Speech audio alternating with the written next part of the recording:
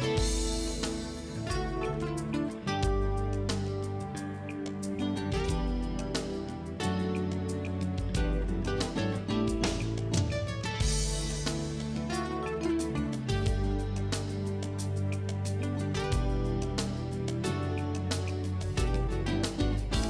evening, and welcome again to Public Perspective. I'm your host, Kevin McDermott, and tonight we have with us a longtime associate of mine. We have Dwayne Smith, President and CEO of Teen Train, Inc., a nonprofit, and author of the recently published The Process. It's forward growth, forward progress, one step at a time. That's right.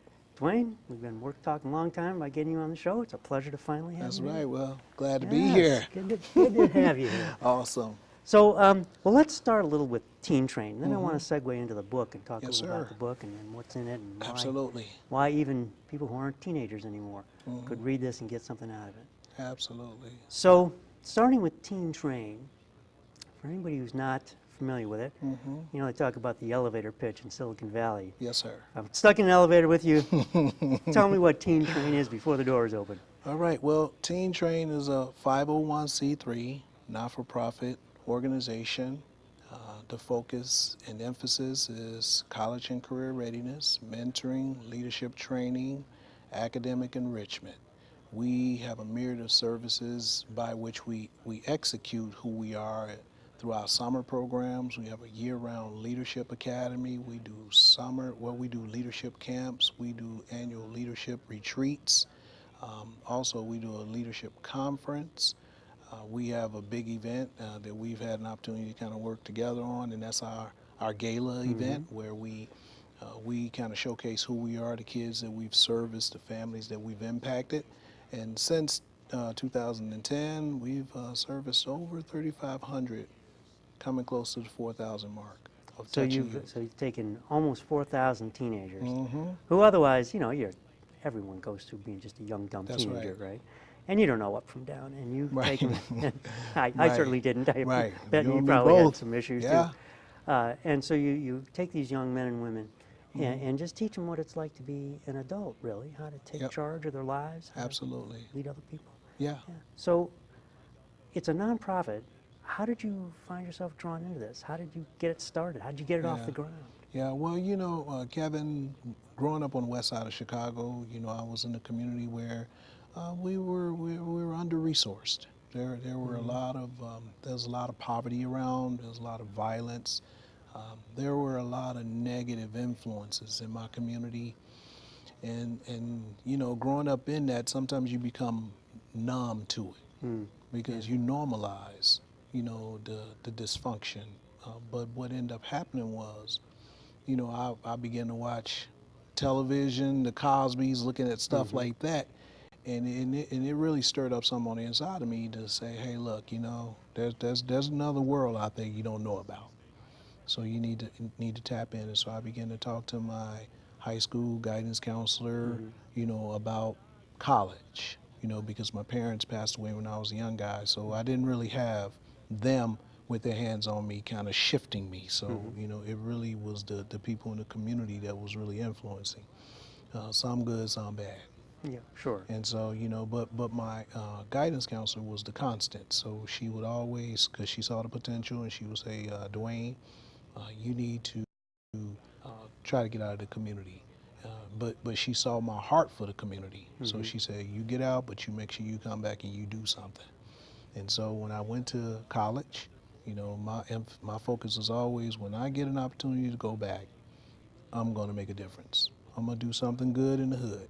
And so when that opportunity came years later, fast forward, in a dream, Teen Train was just there. I saw it. I saw a train full of young people, and the train was actually headed in a real bad direction. And so I saw myself trying to stop the train. And it eventually did come to a stop, and I got them off, and I helped them to see the strong train. We need to get you on this one. And you know, and I saw that really kind of like a vision. And from there, you know, the name stayed with me Teen Train, and then, you know, our mission is to empower youth through the practical skills, tools of, you know, academic enrichment, career education, mentoring, and leadership mastery, because everyone is a leader. Or right? can be. Or Right. can be. There you go. The potential is there. You know, you're going to be leading either in a good way or in a bad way. So Right. what we need to do is we need to kind of shape the way they think and the way they see themselves so that we can move them this way. And so that's what Teen Train, that's what it kind of came from. That's where it grew out of that. Well, I love that story. In this day and age, we don't have much faith in dreams anymore. You know, Yeah. there was an age where Hmm. people listened to their dreams That's much more right. than today. Yeah. And so it's great to hear that. I have had a few of those myself that have changed my life. Just so you know, you're not Right, not the right. only one, right? That's good. I really like the idea of the word train in its Hmm. double meaning. Yes, we're Hmm. training them how to do this, but we're also getting them off the wrong train That's and right. getting them on the right train. Absolutely. All right. Absolutely. So if I were a young teenager and I came to you initially, what would be the first thing? How would you introduce me to the program? How would you bring me in? Well, the way we approach every young person is basically the same way. We say to them, do you desire to do more with yourself? You know, are you kind of aspiring to be something and don't quite know how to do it? You know, are you kind of tired of the violence in your community? Do you sometimes dream of doing some things that you may not have seen? And so once we hook them, Mm-hmm. we Because tell they them, all think about that. Right? absolutely, absolutely. And sometimes they don't know how to respond because they may not have had that question posed to them. Isn't that, I know you I say that, but know. you think about that. Yeah, No one's ever asked them, what do you dream to be? exactly. You know, what would you like to be? Do Yep, you see yourself as something other than just a cog in the machine? that's right. Absolutely. And so in that, we invite them out, and when they come to the meetings, you know, we create a fun, welcoming environment where we have the music, we have the food, you know, we always have people that are involved in what we do who have a heart for the young people. So they come and they don't have to, you know, all be from the same areas. They don't have to come from the same walks of life. They just need to be a young person who desires to do something positive and may not have known where to go or who to talk to. And so once we get them in that environment, we then show them that it is fun being positive.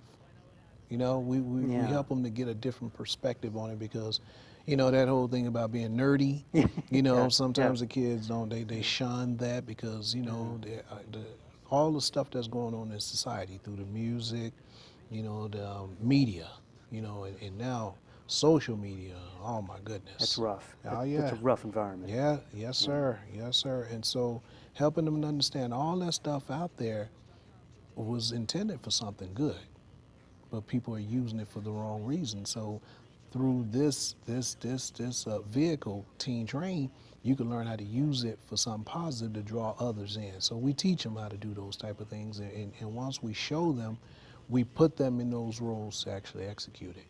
And you know, the thing that fascinates me about that and that I think about often is that, you know, those are skills that can be taught. Absolutely. And you think about, oh, well, you know, I think there's a common misconception that people kind of either grow up as leaders or grow up knowing how to handle themselves, Hmm. or even simple things like, you know, we talk about, you know, how do you shake hands in a job Yep. interview? If no one shows you that, how would you know? You wouldn't, Exactly. right? Exactly. And so it's easy to think, you know, if someone approaches you and has a bad handshake, you think, ah, this kid, what is he? But you don't think Right. about the fact that no one ever taught him that skill. That's right. Whereas, you know, in my case, my dad taught me, and other Hmm. people at work taught me all these things. And if you think back about who's taught you Hmm. throughout your life, it's a lot of people. But Yep. if you don't have access to that, That's right. where else do you get it, Yep. right? That's true. So it sounds to me like that's really kind of what you guys are trying to do, is fill Hmm. that gap. Absolutely. I mean, you described it. I mean, you think that you were right there when we were putting this thing together, just the way you said it, because that's what we endeavor to do, fill the gap. And you know, and I wish we could show a logo of our Teen Train logo. We could show an image of it, but If you what brought one along, I would have put it I up. know Yeah. I mean, Next 'cause time it's we'll do out. that. Right. We will. We absolutely will. But it's a train, and the backdrop is a compass with the silhouette of the world. And you know, and the train is symbolic of a vehicle to transport, right? But then the tracks guide you, but the compass gives you the direction. and then the world is where you can go. So we take the limits off. So we want them to understand you could be really, truly what you desire to be. If no one in your family has been there, you can be the first. So we challenge them with this, and then we not only challenge them to do it, we point them in the direction of where to go. We begin to put people around them that have been there and now can now mentor them to get there. And and then we put them in opportunities to showcase what they've learned. And the end result is always good because the kids walk away feeling empowered, they feel confidence, and they feel like they can go and do. And one of the things that has impressed me, having been to a number of galas that you put on every year, is the what you call the Teen Train Ambassadors. Yes. The kids who've gone through the program, Yes. now young adults, Yep. and they come back. Absolutely. And they want to tell the next kids coming in, look, this works. Look what I've done. Look where I am. Absolutely. And I know in the case of just a few months ago, there were a number of them going to really good colleges. Absolutely. Right? And maybe if you'd asked them, 5, 6 years ago, they might have even thought they could go to college at all. Yeah, that's right. And here they are going to, Champaign-Urbana, some going to Northwestern, That's right. Yeah. Yeah. We got them in DePaul. We got them going to Notre Dame. They all over the place doing their thing, Yeah. And it's just a matter of being able to see yourself in that position. Absolutely, Kevin. It's the exposure, Yeah. because, I often have conversation with the students and I say, well, what do you think is the difference between what's going on in other communities that are not yours? What do you think is happening? Well, it's the racism, so on and so on. I said, aside from that, I said, the real deal is this, lack of exposure. If we can show you the same opportunities and then prepare you so that you can maximize on those chances, you can get the same things. And so that's what we do. We get all those other little variables, we understand them, we recognize them, we talk about them, but we help them to understand, bust through that stuff. And now you've got the track record to show that it really works. Right? Yes, sir. Absolutely. Yeah. So that's a great segue to the books you've written, Yeah. right? The Process, Yes, which I'm sir. sure is what you practice at Teen Train. Yeah, absolutely. So tell me what motivated the book? Well, it's interesting because in school, writing and reading was not my thing. It just wasn't. I'd much rather sit in front of a television and watch all day till I fall out.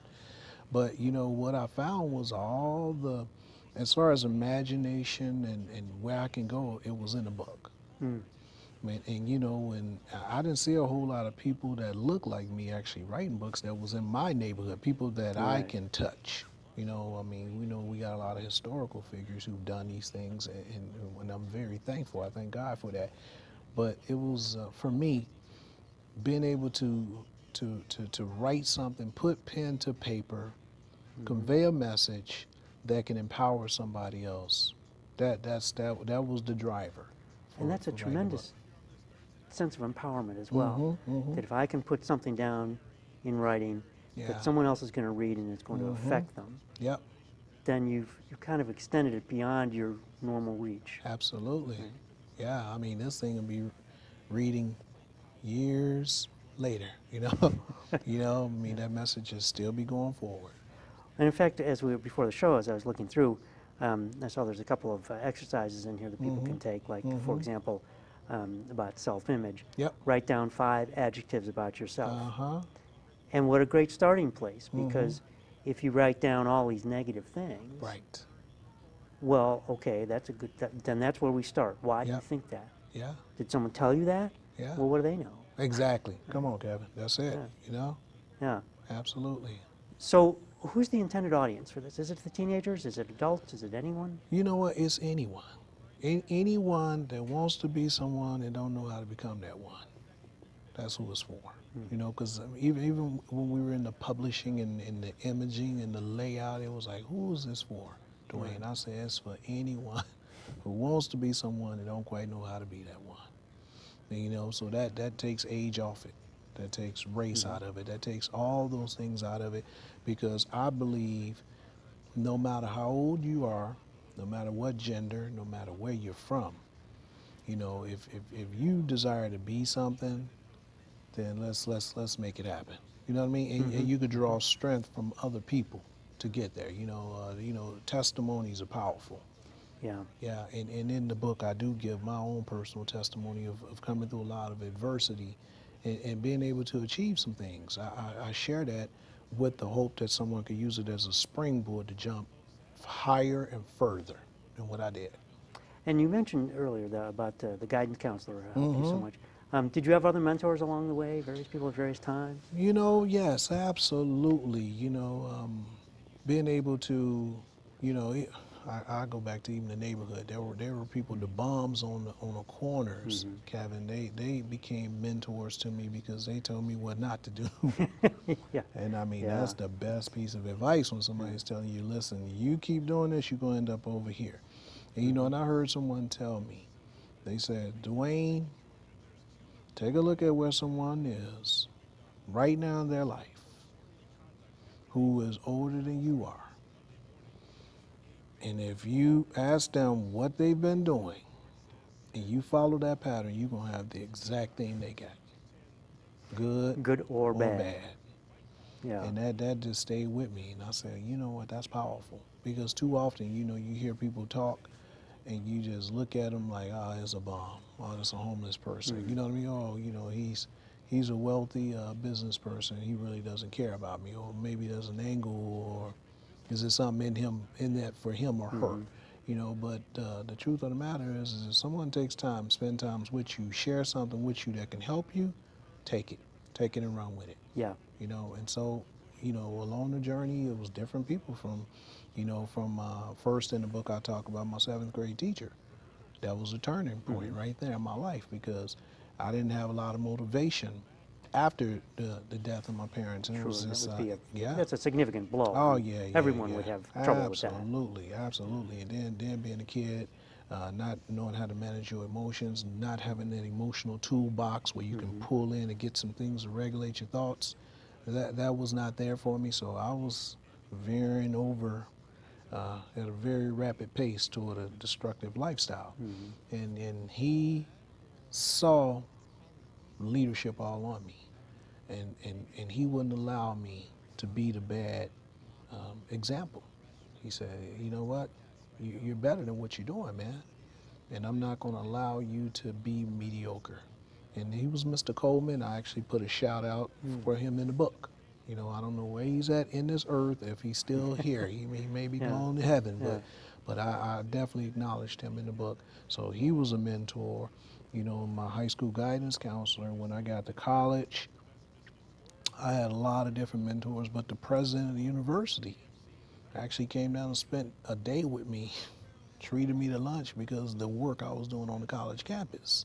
Really? And he came back and he said, "Hey, look, man, you doing some things."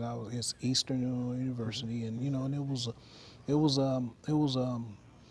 and we had a racial issue Rough going time on. there. Oh yeah. I mean, the minority African American community was less than 5%. So you didn't really feel like you were connected to anything there. So the students were unresponsive to different type of things, and the school was trying to see how to engage them and get them involved. And one of the things I started doing, leadership kicked in. I saw that. And then I started a movement on the campus where we would have panel talks so that we can all begin to talk and understand one another. For Black History Month, I said, listen, let's not just let it be a time that goes, that comes and goes. Let's really do something with this. If they're going to give you 28 days, let's do something with it, right? Right. So we decided, I put together a group of leaders on campus that wanted to really do something, and we started doing plays and and positive programming that pushed out a strong message that everybody matters, and together we get it done.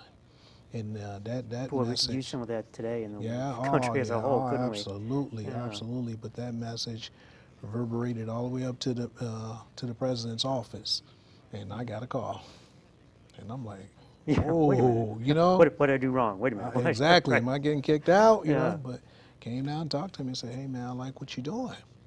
We want to get that energy on the whole entire campus.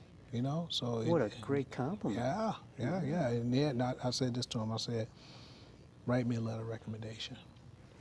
And he did it. So I got that in my archive. So I showed that for my first job interview, you know, off campus, you know, once I graduated. Right. But yeah, and you know, and then been in the workplace, people mentoring me, my pastor, you know, just a lot of different people coming in and out of my life who meant well, you know. Wanted to see you do well. Yep. Yeah.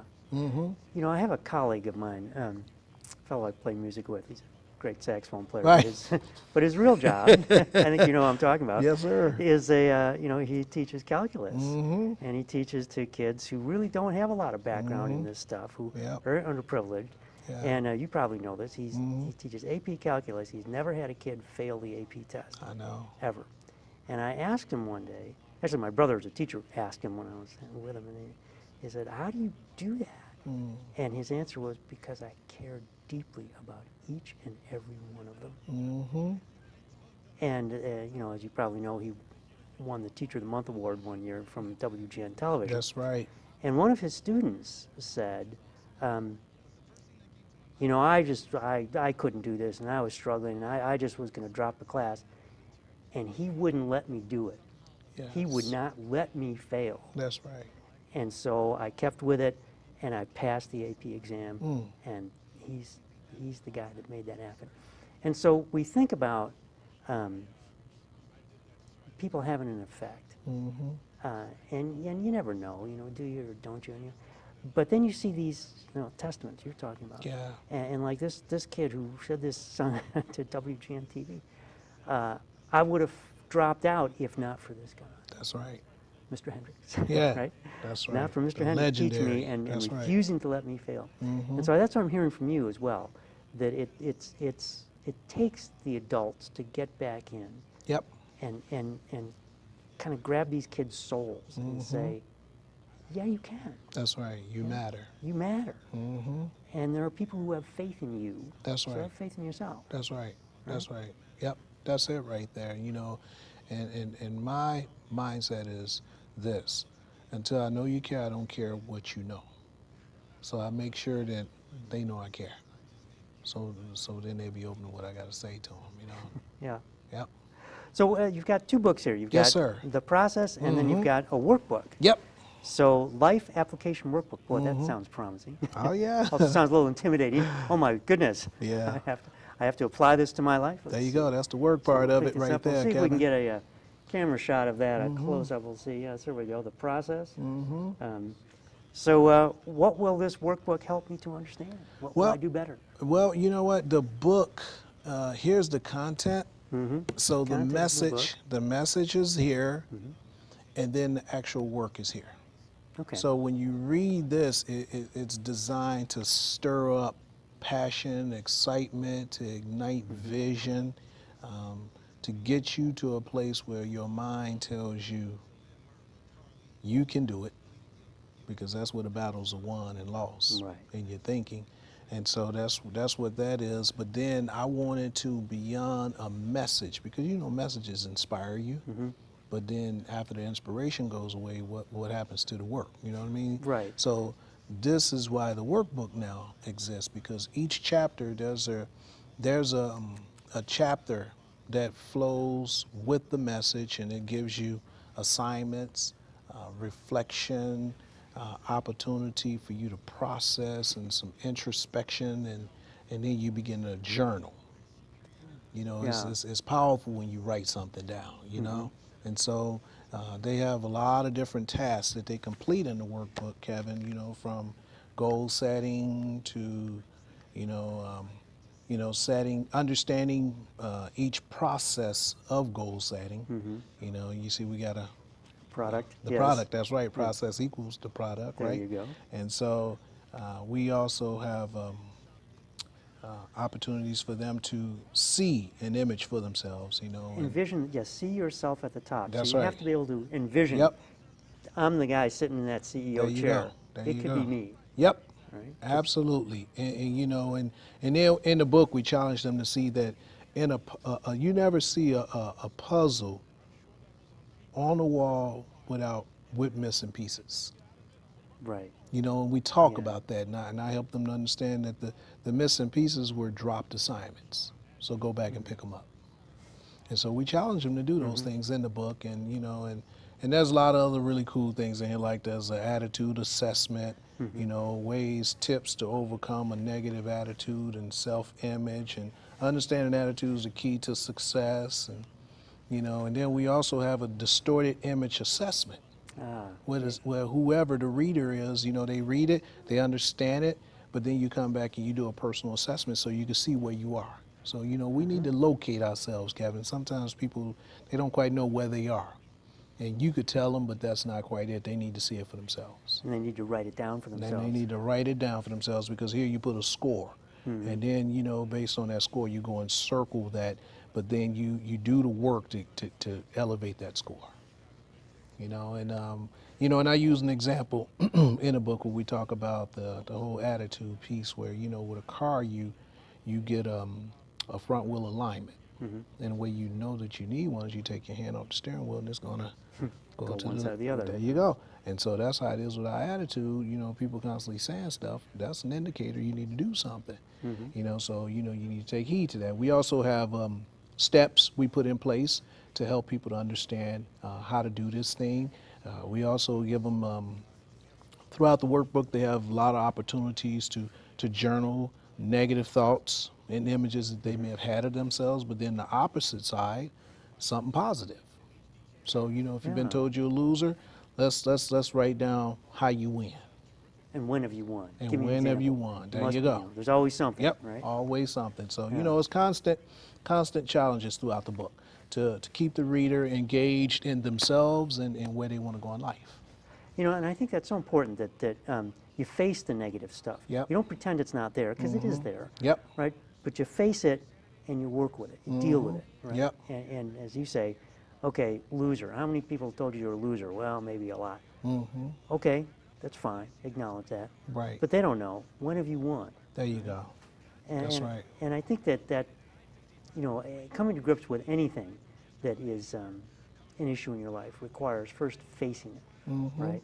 So that's what I hear you saying, is that you're really having them face it head on, not be afraid of it, find a way to work with it. There you go.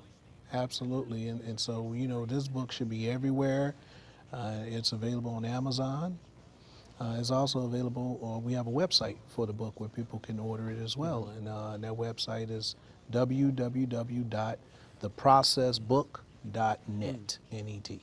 Theprocessbook.net. Yep. Okay. So Amazon's one step. What's next? Now that you've written this book, you got your you got your workbook. Right. Where do you go from here? You know, I got another book that's getting ready to come out. Actually, I have a total of 4, because I got another book that's out in workbook, but then I got a new one coming out on forgiveness at the end of the year. So that's the next one, and that really, Kevin, was all about me, right? Working that out. Well, I think we all worked through that one. Absolutely. Yeah, he's wronged me. Yeah. I can't forgive him. Oh my goodness. Yeah. Yes. So we got to come together again and talk about that. You bet. Yeah. In fact, I just heard a sermon about forgiveness. Yes. That started with, this is a woman who preaches normally in Cuba. Okay. She's up in the U.S. And she said, we're going to start with this: forgive yourself. Yep. That's where it starts. First step. Yeah. Right? Because how many times do you hammer yourself over the head? Oh, Absolutely. I should have done that. Yep. I did it again. Yep. Oh, I'm no good. I'm never going to learn. Absolutely. Absolutely. And you know, one of the things that I discovered in writing that book, the heaviest weight you can carry in life is a grudge.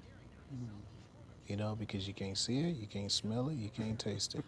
But it's there. But it's there. Oh my goodness, it's there. So, you know, that's a project that's coming out. So I'm really excited about that.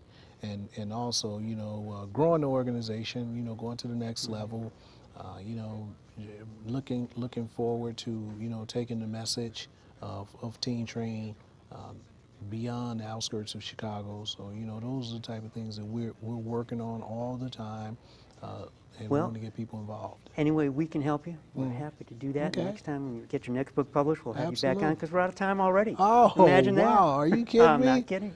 Wow. Thanks so much, and we'll get you back here as soon as we can. Absolutely. Thanks, Kevin. Thank you. Appreciate you. And thank you for checking in once again on Public Perspective. I'm your host, Kevin McDermott. We've been talking with Dwayne Smith tonight. You can find us every Saturday night at 8 on Comcast Channel 19, and you can see us on the web at publicperspective.tv. So until next time, thank you and good night.